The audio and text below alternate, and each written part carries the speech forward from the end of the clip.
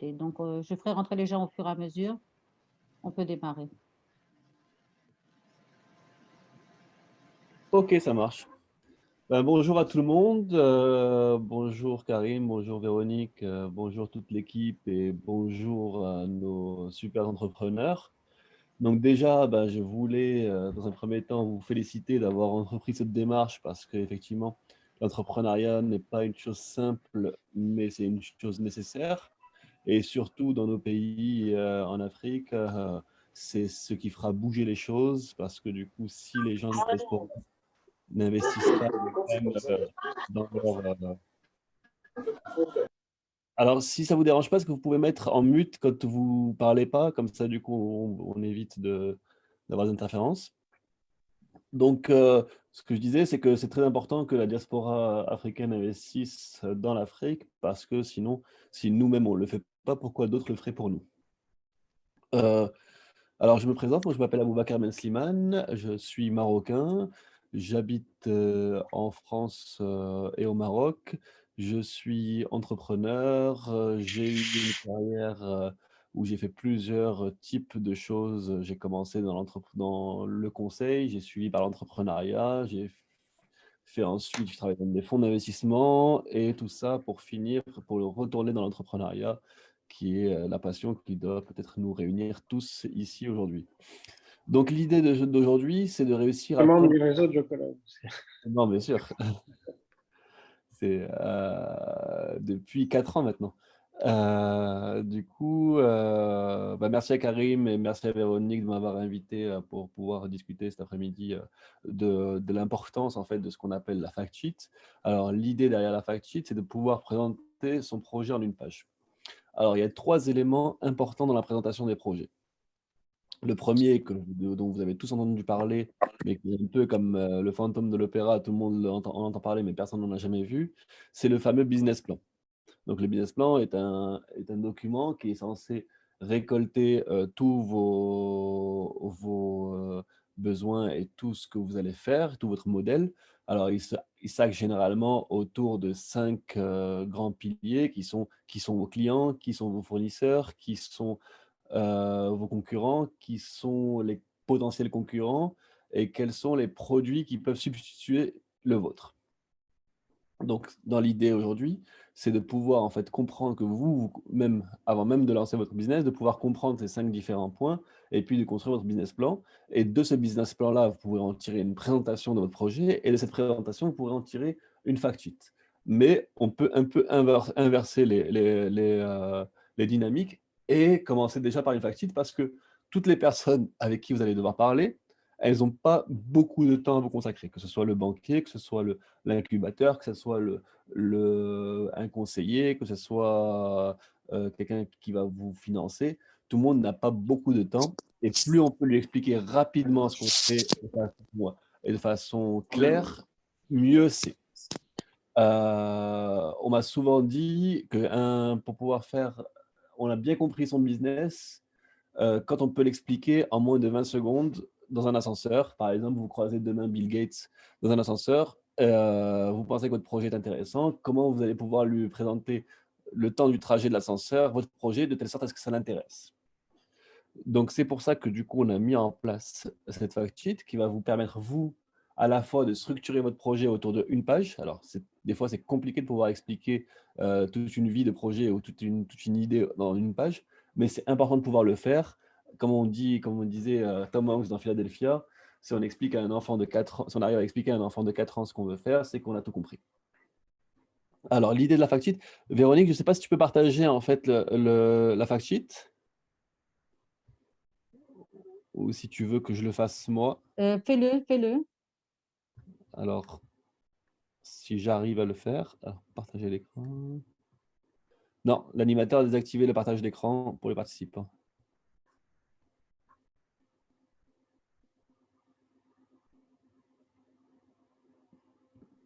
Je vais lui donner les droits, Véronique.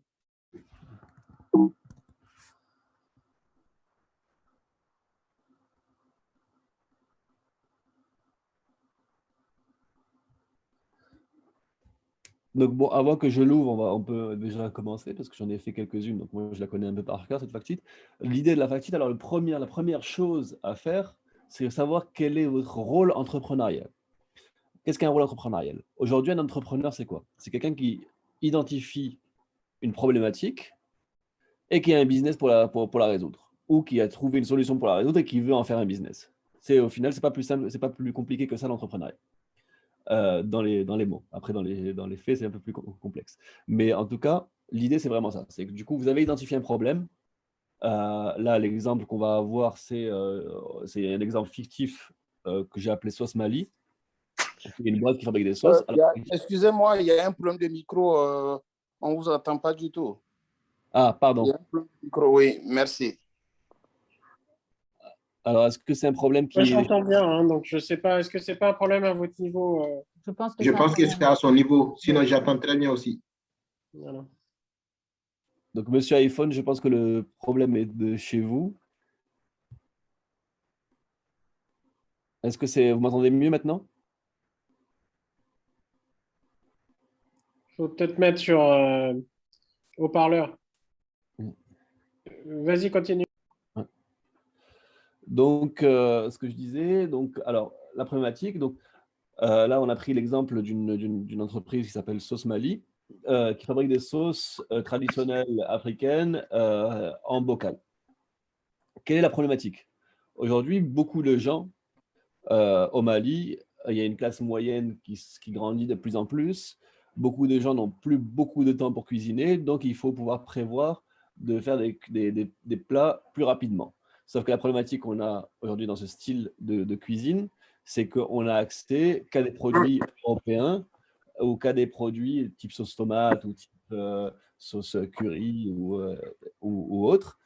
Et c'est des produits qu'on importe et qui ont une faible valeur énergétique et qui sont surtout pas trop adaptés à notre goût. Donc l'idée, c'est que si quelqu'un avait décidé, donc il y a là cette problématique de ce manque de disponibilité et de ce manque de valeur créée dans nos pays pour cette tranche d'entrepreneuriat. Celui qui va trouver cette problématique, et s'il pense qu'il y a assez de personnes qui sont dans la même problématique que lui, eh ben, il peut créer une entreprise qui va produire des sauces et qui va les vendre. Donc ça, c'est la première chose. C'est quel est votre problème? Et selon ce problème-là, est-ce que votre solution le résout ou pas? Donc du coup, quel problème résout votre solution? Ensuite, par rapport à ça, donc une fois que vous avez une solution, vous avez des produits ou des services. Donc là, c'est important aussi de pouvoir bien identifier qu'est-ce qu'on propose comme produit et qu'est-ce qu'on propose comme service et qu'est-ce qui fait que ce produit ou ce service sont uniques. Donc, et une des principales problématiques des entrepreneurs aujourd'hui, c'est qu'ils ne savent pas identifier la proposition de valeur unique que leur produit ou leur service apporte. Typiquement, aujourd'hui, quand on parle de sauce Mali, on a vu qu'il y avait une problématique. Excusez-moi, est-ce que vous pouvez éteindre votre micro pendant que vous parlez au téléphone? Donc, du coup, on a trouvé une solution. Cette solution nous a donné lieu à des produits, à des services. Et ces produits, ces services-là, eh ben, il faut qu'ils aient un marché, qu'ils aient des clients. Donc là, il faut savoir identifier quel type de client et quel type de partenaire on va pouvoir avoir. Sauce Mali, encore cet exemple-là, dans ces clients, qui c'est qu'il va y avoir? Donc, du coup, ces sauces sont destinées en fait, aux ménages urbains et de classe moyenne. Donc déjà, on a identifié quel type de cible on va avoir. Donc il y a des sous-cibles ensuite, qui peuvent être des restaurants, qui peuvent être des gens de classe plus aisée ou des gens de classe moins aisée. C'est une chose, mais en tout cas, il faut identifier une cible principale. De cette cible-là, on essaie de voir quels sont leurs canaux d'achat. On sait que la classe moyenne aujourd'hui, principalement pour pouvoir économiser du temps, donc là, encore une fois, Sauce Mali est la solution Sauce Mali permet de régler une problématique de temps parce qu'on travaille plus, donc on a moins de temps pour faire à manger, donc il nous faut des plats plus faciles à réaliser. Donc ces gens-là n'ont pas de temps. Donc on sait que les gens qui n'ont pas de temps vont généralement faire leurs courses dans les supermarchés. Donc un des canaux de distribution les plus importants, ça serait de pouvoir toucher les supermarchés, mais aussi éventuellement les stations-service ou les magasins spécialisés. Dans un second, oui, je pense qu'on a perdu quelqu'un d'autre. On a retrouvé quelqu'un d'autre. Bonjour, Cheikh.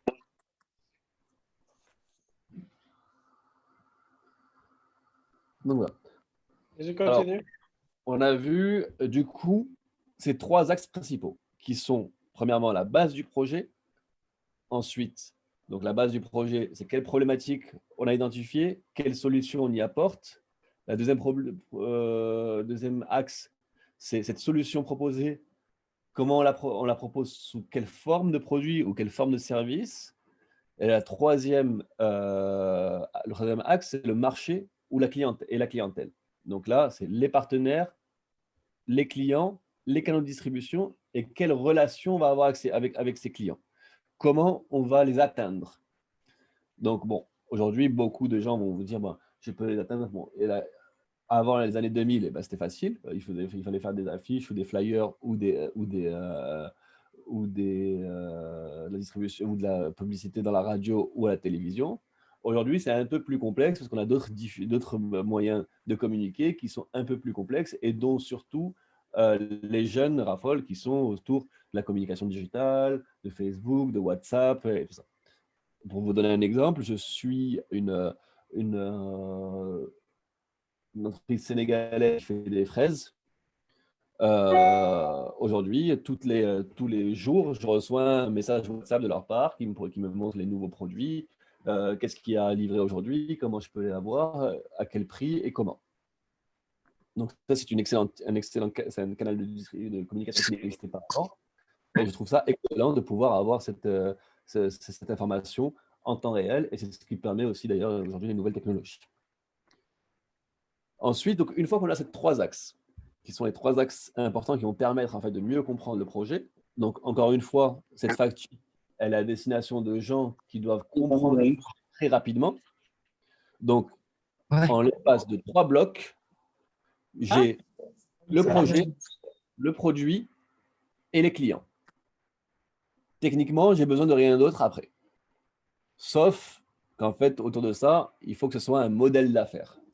C'est-à-dire que du coup, il faut qu'il y ait un business model. C'est-à-dire que il faut pas, c'est-à-dire que effectivement, si on sait qu'on peut produire des sauces, qu'on sait où les vendre et à qui les vendre, c'est super. Sauf que si demain, en fait, on produit des sauces à 5 000 francs ou 10 000 francs la sauce, le pot de sauce, eh ben, on ne trouvera pas de clients. Donc, il y a tout un modèle d'affaires à mettre en place qu'on appelle un business model. Donc, le business model, il est autour de 4 axes très importants. Le premier, c'est la proposition de valeur. Donc, du coup, qu'est-ce qui fait que notre produit est unique par rapport aux autres? La deuxième, c'est la ressource principale. C'est-à-dire que du coup, pour pouvoir faire ce produit, pour pouvoir faire des sauces, eh ben, il me faut des légumes. Pour pouvoir faire des légumes, comment je peux avoir ces légumes-là?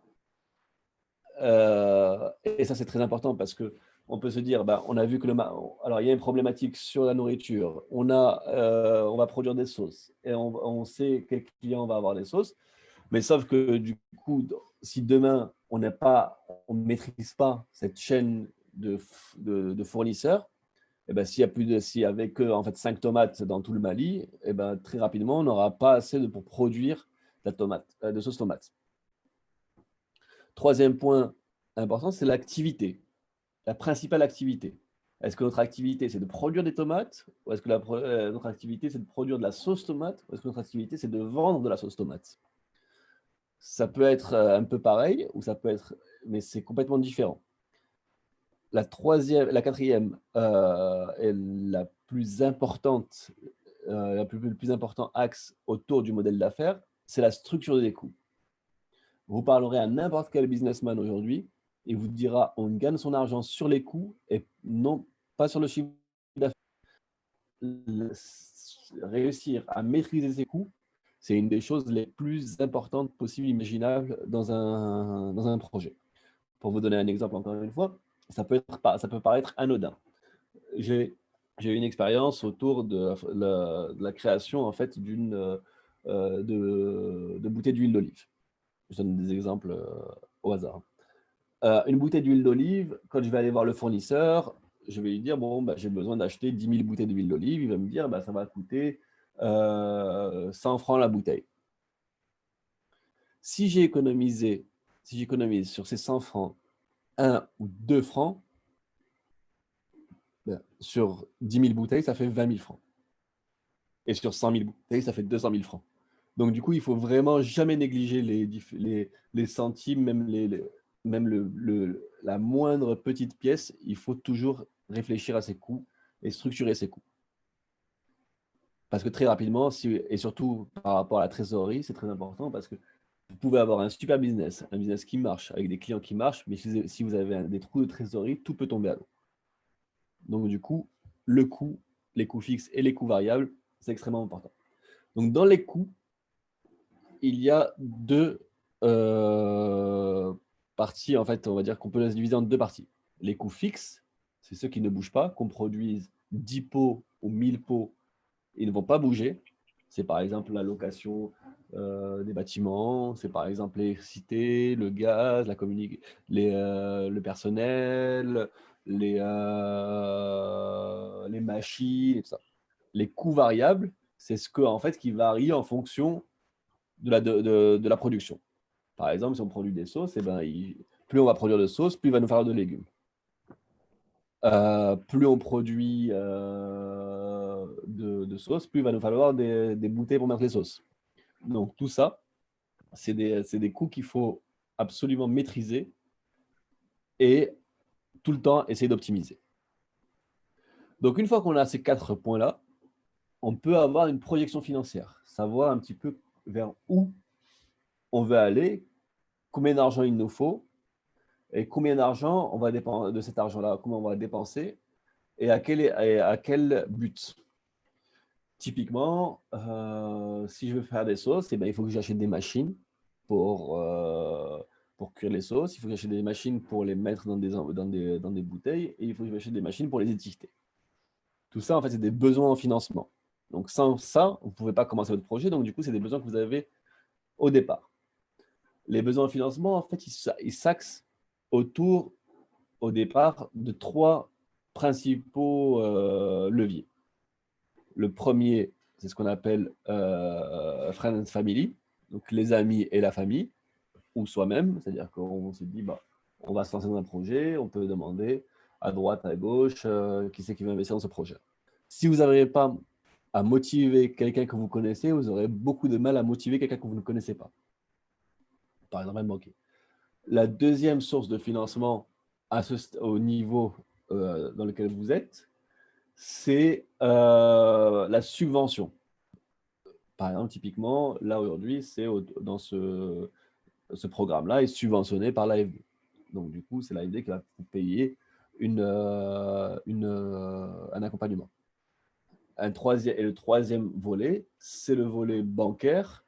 Mais ça, pour le coup, c'est très difficile et très peu d'entre vous pourront en avoir accès, en tout cas au départ de votre projet. Les banques, c'est pas des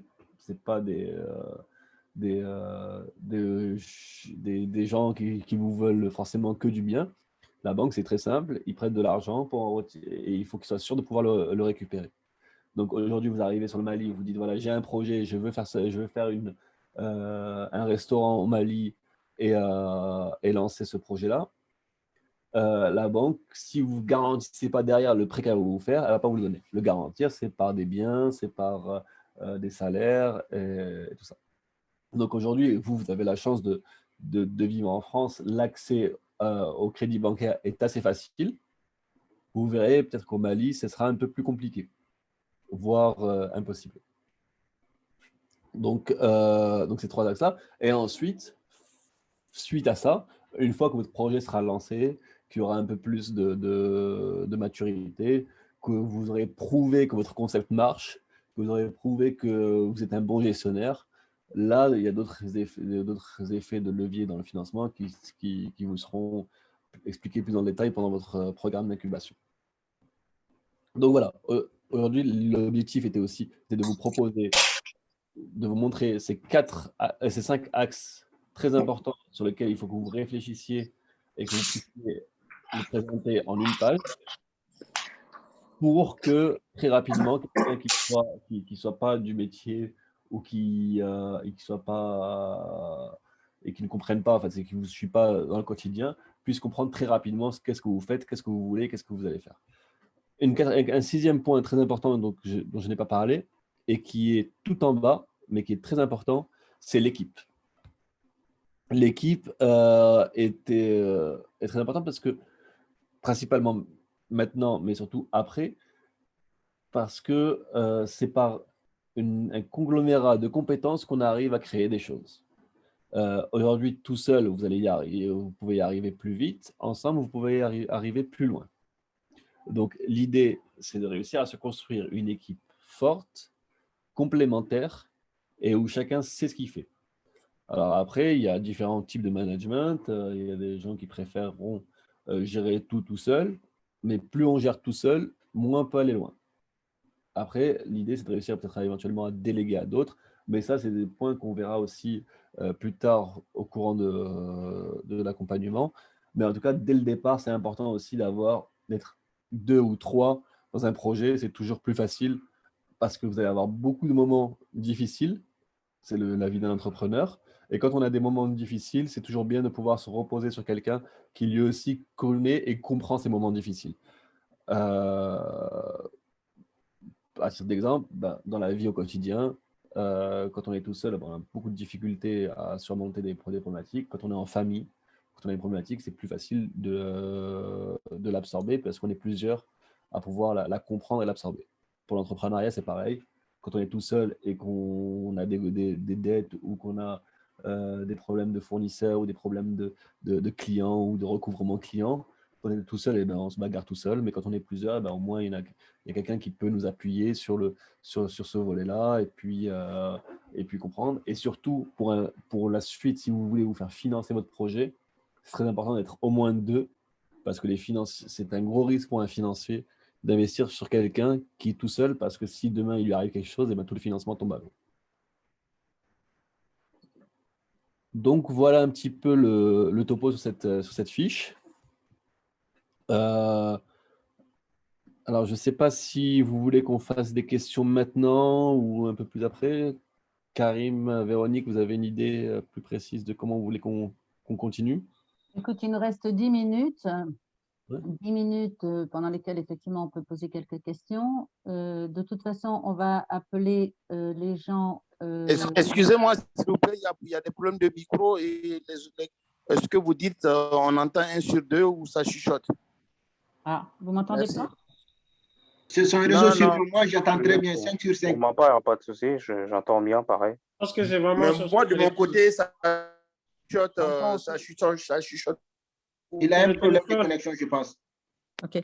On va avoir une réunion également le 22 mai. Je vous enverrai un mail à tous pour vous donner le lien avec les incubateurs au Mali auxquels vous pourrez poser également toutes vos questions.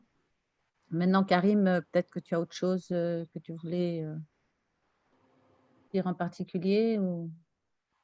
Non, moi je pense que c'est bon. Je ne sais pas si globalement, peut-être certains peuvent. On peut prendre 1 ou 2 questions peut-être. Après, je demanderai peut-être à tout le monde de se mettre en mode visio pour qu'on se prenne une photo de groupe quand même pour marquer ce lancement. Mais voilà, peut-être prendre 1 ou 2 questions s'il y en a. Alors, bonsoir. Bonsoir. Bonsoir. C'est Bamba. Au fait, je voudrais savoir c'est quoi Jocolab et est-ce que vous avez déjà accompagné des entreprises au Mali et quelle est la santé de ces entreprises s'il y en a? Bon, si on peut se concentrer sur le timesheet, sur Jocolab et tout ça, on en parlera quand on va parler du programme au niveau des autres ateliers, qui sont justement ceux qui vont rentrer dans l'accompagnement. Sachant que sur ce programme spécifique, vous allez avoir des accompagnements par différents hubs. Il y a 5 hubs du Mali qui accompagnent les entreprises. Donc, ce n'est pas toutes qui vont être accompagnées par Jocolab. Là, nous, le mandat de Jocolab France, c'est de préparer au départ. Donc, c'est plus de vous préparer à ce qui va vous arriver Et donc, pour notamment ceux qui… Je pense qu'il y a différents niveaux, c'est ce qu'on a vu dans la première cohorte. Certains qui ont déjà été au Mali, certains qui ont déjà entrepris, certains qui n'ont pas entrepris. Bon, vous allez voir, les sessions vont être vraiment axées sur du partage d'expérience de gens qui ont entrepris ou d'autres qui n'ont pas, qui ont engagé des projets au Mali. Vous aurez aussi justement une session qui va être dédiée avec les responsables du projet, donc l'équipe de Malinov, et qui vont vous présenter, parce qu'il y a une approche commune qui a été arrêtée, donc on n'est même pas forcément dans, nous, la stratégie d'accompagnement que va avoir Jocolab, par exemple. Donc, c'est pas forcément, on peut en parler intellectuellement, mais là, dans le cadre de ce programme, avec l'AFD, avec les différents partenaires, ils ont travaillé un programme un peu, on va dire, générique pour tous les hubs qui vont déployer de ça, ils vont tirer les leçons. Bon, c'est en train de se déployer actuellement. Et vous êtes la deuxième cohorte. Okay. Donc, on va en parler quand on va faire les autres ateliers. Je ne sais pas s'il y a des questions sur les timesheets. Je crois qu'il y a Mamadi Camara qui a posé la question. Oui, bonsoir à tous. En fait, moi, j'ai une question par rapport à les personnes concernées par rapport à ce financement. J'en ai discuté avec ma femme et avec des amis aussi. La plupart, ils disent que ce projet concerne des gens qui décident de rentrer définitivement au Mali, pas des gens qui sont quand même actionnaires, qui ont des boulots, qui ont des projets, par exemple. Mon cas, enfin, on va dire je suis installé ici, mais j'ai le projet de créer une entreprise au Mali. Bon, la plupart des temps, à un moment donné, j'ai failli me retirer. Ben, je me suis dit, j'attends la réunion pour poser la question pour qu'on puisse m'éclaircir. Voilà, donc, voilà, donc c'est sur ce côté-là. Est-ce que ça concerne que les gens qui ont décidé de rentrer au Mali ou les gens qui n'ont pas de papier, qui sont là, qui décident de tout abandonner, de rentrer, ou même un quelconque diaspora qui ont des idées? Alors, très clairement, ce projet n'est pas un projet de retour au Mali ou pour encourager les Maliens à rentrer au Mali. Ce n'est pas du tout ça. C'est vraiment un projet pour encourager à entreprendre au Mali. Et dans la première phase, effectivement, ce qui a été retenu, c'est que notamment dans vos projets, vous avez des relais. Alors, bon, je crois que du coup, je comprends qu'il n'y a pas de questions sur le time sheet, il y a plutôt des questions sur le programme. Tout le début de la prochaine session va être sur le programme, justement, et sur échanger sur le programme. Et vous aurez une session complète avec les équipes de Malinov et les différents hubs pour étancher toutes vos questions sur le programme et les hubs et l'accompagnement. Mais donc, du coup, ce qui a été retenu et ce qui a été fait d'ailleurs dans la première cohorte, c'est que ceux qui ceux qui ne rentrent pas, et il y en a beaucoup en fait, peuvent s'appuyer parce que vous avez tous un relais et un responsable de projet qui est sur le terrain. Sinon, c'est même un risque projet. Hein. Si vous faites juste à distance votre projet à partir de la France pour un projet au Mali, ça peut devenir très compliqué. Et donc cette personne-là participe au programme, mais il faut qu'elle soit identifiée et que vous le précisiez très rapidement. C'est aussi tout ça qu'on essaie de cadrer dans cette préparation au départ pour dire bon, qui va aller, quel est votre relais, comment vous voyez ça? Est-ce que le relais, vous allez l'identifier lorsque vous allez aller au Mali et ensuite vous allez lui donner le relais, etc. C'est un peu tout ça qu'on va chercher à cadrer dans cet exercice de préparation. Et donc après, c'est pour les faire au Mali. Voilà. Une question sur le sheet. Moi, j'ai une question par rapport au fact sheet. Super. Ce que je voulais savoir, est-ce que ce document, il remplace le business plan ou on a le business plan qui est à côté? Bakar. Alors, non, ça ne remplace pas le document. Ça, c'est, alors, si on veut simplifier vraiment dans la plus simple phrase, c'est que la fact sheet est le résumé du business plan en une page. Alors, fact sheet, bon, c'est un nom un peu anglicisé, mais en fait, en gros, le vrai nom en anglais, c'est l'executive summary. Ça veut dire que du coup, c'est c'est-à-dire que c'est expliquer en une page ce que vous avez mis dans 50 pages de business plan. Alors en fait, aujourd'hui, ce qui se passe, Je m'excuse. En fait, ce qui se passe, c'est que ce qu'il faut savoir, c'est que quand vous donnez un business plan, et en fait, ce fact sheet, il vient d'où? Aboubakar, vous ne l'avez peut-être pas dit, mais en fait, il a fait beaucoup d'accompagnement de financement d'entreprises, et notamment dans des boîtes de venture capital et autres. C'est qu'en fait, dans les comités de crédit, il n'y a personne qui va lire 50 pages de business plan. Et donc, ce qui se passe, c'est que vous êtes résumé sur un fact sheet. Donc, vous-même devez vous préparer à cet exercice parce que même quand vous rencontrez souvent ces comités-là ou autres, ils vont aller très vite sur quelques questions. Et c'est ces questions qui vont déterminer si vous allez aller plus en profondeur ou pas. Mais donc, finalement, le fact sheet, c'est vraiment pour clarifier le projet. Et à partir de là, bien sûr, il y a des documents complémentaires dans lesquels vous pourrez rentrer.